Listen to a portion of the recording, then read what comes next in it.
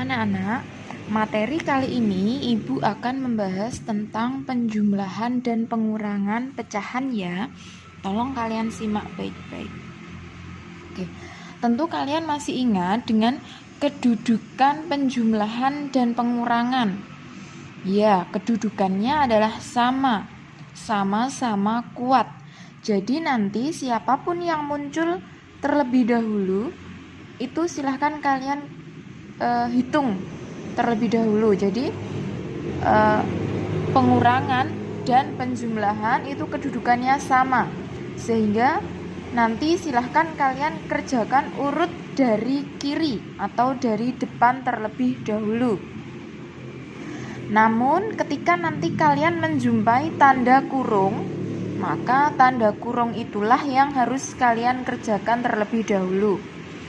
Oke, semoga kalian masih ingat dengan konsep itu ya. Sekarang Ibu masuk ke contoh ya anak-anak.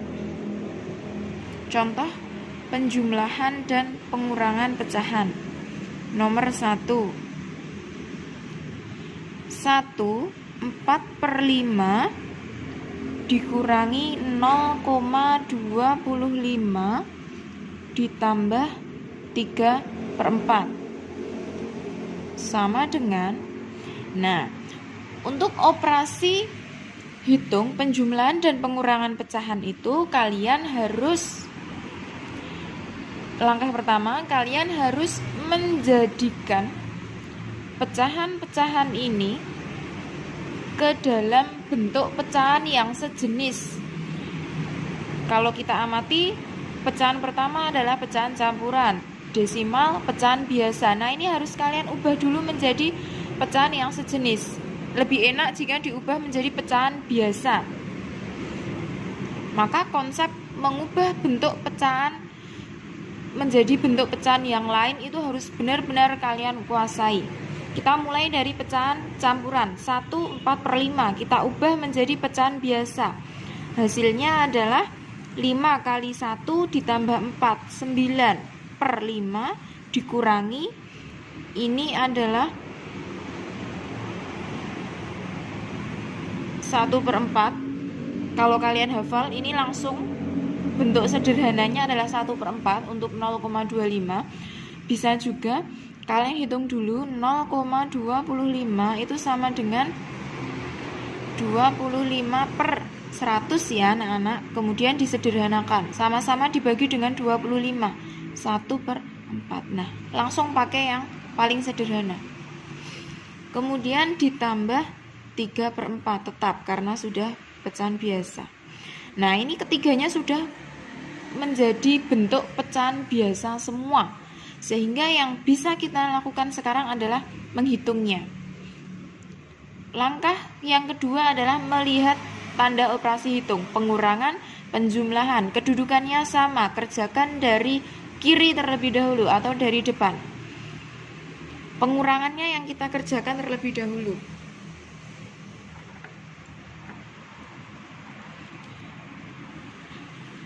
Atau untuk pengurangan dan penjumlahan, karena kedudukannya sama, bisa kita sekaligus dulu, karena yang harus kita lakukan adalah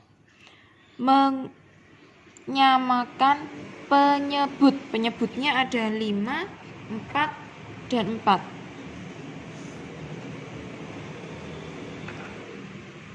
Samakan penyebut terlebih dahulu dengan mencari KPK atau cari angka yang dapat dibagi dengan 5 maupun 4. Berapa anak-anak? Ya, 20. Kemudian 20 ini kita bagi dengan 5, hasilnya adalah 4. 4 dikalikan dengan 9, 36. Kemudian dikurangi 20 bagi dengan 4, hasilnya adalah 5. 5 kalikan dengan 1, 5. Kemudian ditambah 20 bagi dengan 4, hasilnya adalah 5. 5 kalikan dengan 3, 15. Nah, tadi kita harus mengerjakannya dari kiri dulu, pengurangannya dulu. 36 dikurangi 5. 36 dikurangi 5 hasilnya adalah 31.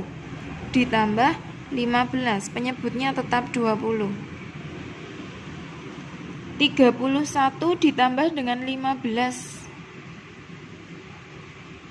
hasilnya adalah 46 per 20.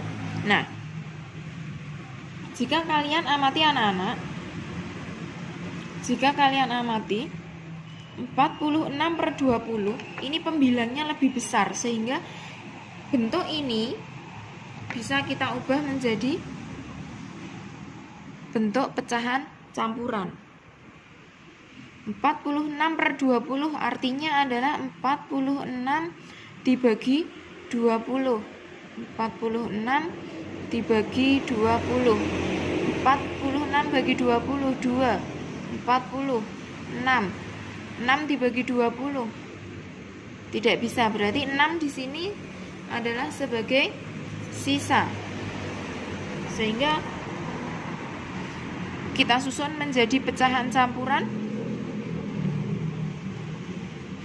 2, sisa sebagai pembilang, penyebut tetap. Kita sederhanakan ya anak-anak, 6 dibagi dengan 2 adalah 3, kemudian 20 dibagi dengan 2 adalah 10. Berarti bentuk paling sederhana hasilnya adalah 2, 3 per 10. Nah, ini adalah hasil akhirnya. Begitu ya anak-anak. Paham ya? Kuncinya adalah pertama kali mengubah pecahan-pecahan ini menjadi satu bentuk pecahan biasa. Semuanya diubah menjadi pecahan biasa. Kemudian samakan penyebut dengan mencari KPK atau cari bilangan yang bisa dibagi dengan 5 maupun 4. Ya.